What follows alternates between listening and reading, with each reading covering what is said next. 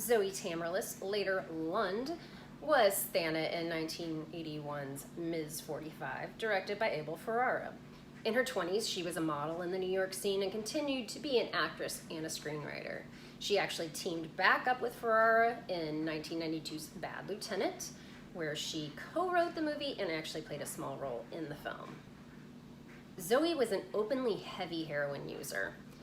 She married Robert Lund in 1986, and the two separated in 1997 when she moved to Paris, where she would tragically die 2 years later of a drug-related heart failure.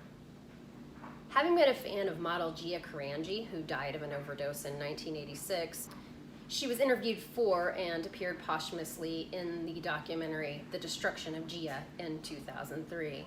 She is very candid about her own heroin use. Slightly different taste, white or brown. There's a warmth that goes through the body. There's a feeling of deep heat in all the muscles that, especially if one is in need, each muscle is untied, relaxed, one by one.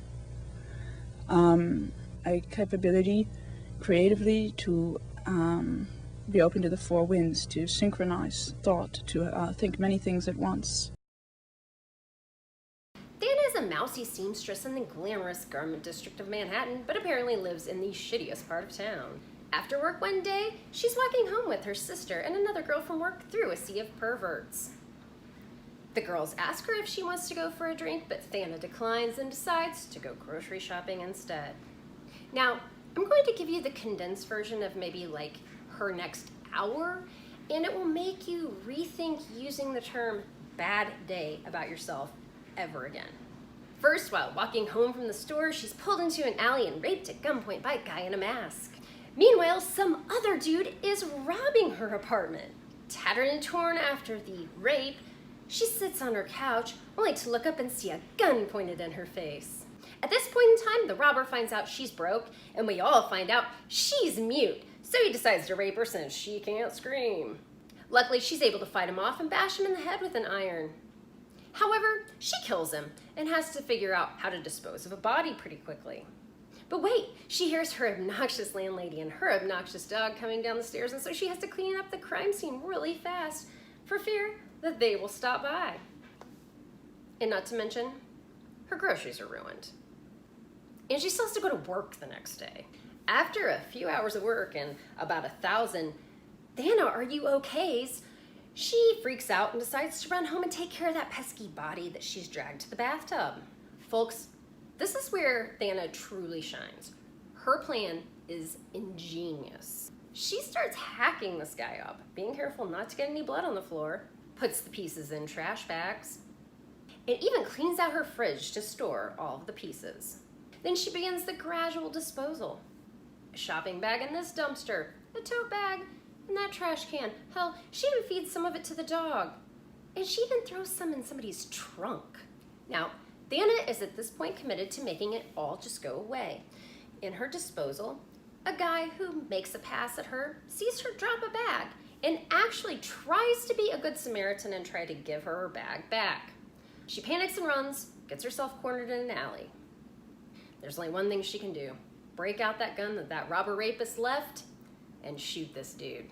Of course, she's sucking at her day job, but her wormy boss insinuates that he'll turn a blind eye if she goes to the company Halloween party with him. She says yes, then goes to a restaurant with her coworker where she sees a couple sucking face across the restaurant. The guy's lady friend leaves. He proceeds to hit on Thana, and she walks out, he walks out, follows her down the road. So he tells her he's a photographer and he really likes her look and she's too pretty to even be a model. Does she want to come over to a studio? So they walk right in the door and she shoots him immediately. I believe this is the exact moment that Thana decides that anyone with a dick is in fact a dick. She goes home, gets herself decked out like a Robert Palmer addicted to love girl, and Ms. 45 is born. Okay, she walks out the door, but in her defense, she just goes out to put another bag in a train station locker. But of course, she ends up on 42nd Street, seeing a pimp beating up one of his hoes. So she takes action and she shoots him. Then not 5 minutes later, she finds herself in an audition of Break Into Electric Boogaloo. The thugs find out really fast that she's more suited for the role of Annie Oakley in the upcoming biopic. Okay, some people shit on the fact that she's a great shot, but she just got the gun. We don't know anything about Thana. I'm a geeky tech girl. My dad was a police firearms instructor. I know how to use a gun. I don't use a gun often, but if you gave me one, I would know how to use it. And I'm inclined to think that Thana probably is the same.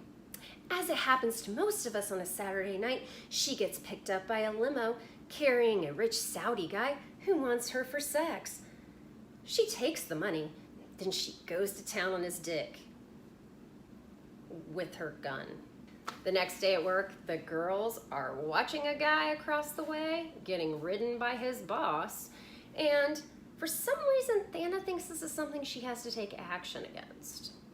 This is where it gets a little more difficult to be Team Thana, folks. She follows the guy home, then follows him to a bar, sits down at the bar, has a drink with him, where he proceeds to pour out his heart about how his wife is cheating on him and he tried everything that he could to make her happy. So while on a bench outside, he admits to her that the last time he caught his wife cheating, he strangled her cat, and apparently that is grounds for murder. So Thana gets out her gun, and you know what? Her gun doesn't work. I think the guy kind of sees it as an omen, and he obviously is miserable, so he grabs the gun from her and he finishes the job himself. The animal cruelty is not cool with Thana, but the next day she takes the obnoxious dog out for a swim with the fishies. Hypocrite? Presumably to test the limits of male perversion, Thana dresses up like a nun for the Halloween party. Totally immersed in the role, she actually blesses her bullets and her gun.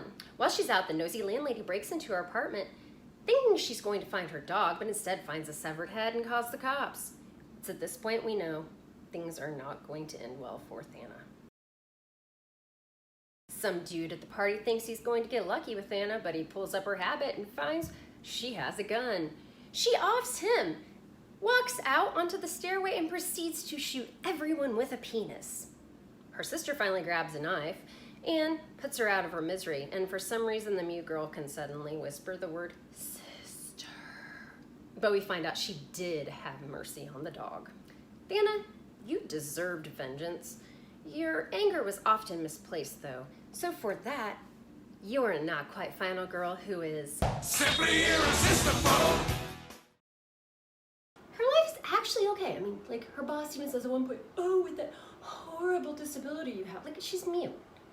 She's beautiful and she's mute. I know a lot of guys who'd be all over that. This is one of those weird things that if you've never seen a chick do it, you might be like, are you putting on your war paint, baby? When I watch this movie, the whole time I've got that stupid Daniel Powder song in my head. So you had a bad day. Like, this is what I love about Thana.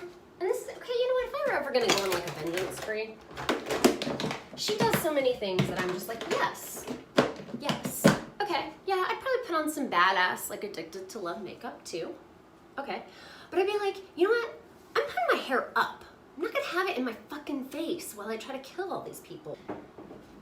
I've got like 3 different things I could wear to like emulate the color things. I'm gonna try each one of them. Okay, I'm gonna start here. Oh, it's got a lining in it. Gotta take that out. I've had this jacket since 2000, by the way. I also got a skirt. I still have the skirt too. And I can still wear it. I still do wear it. What am I talking about? I still wear it. I don't care. It's just a black pencil skirt. Big deal. And here it is, almost 20 years later, and I can still fit into it, so whatever. No apologies here. Yeah, so I was probably 26-ish when I bought this one. Okay, so today is the 44th anniversary of Jaws. Came out in 1975. Today is June 20th. And it hit me that my birthday is June 23rd, and I was born in 1976. And I'm like, oh, hey. I'm a year and 3 days younger than Jaws. My kid, and she was kidding, but not. Like, I'm forever 35 in her mind. And she even explained it today. She said, like, I think I asked you what your age was when you were 35. You said you were 35. And, like, you haven't changed, so I just always think you're 35. So she made a very quick, witty remark when I said, yeah, I'm a year and 3 days younger than Jaws. And she's like, oh, so Jaws is 36. I'm like, boom. I raised her right, didn't I? All right, let's go get this shit going, kids.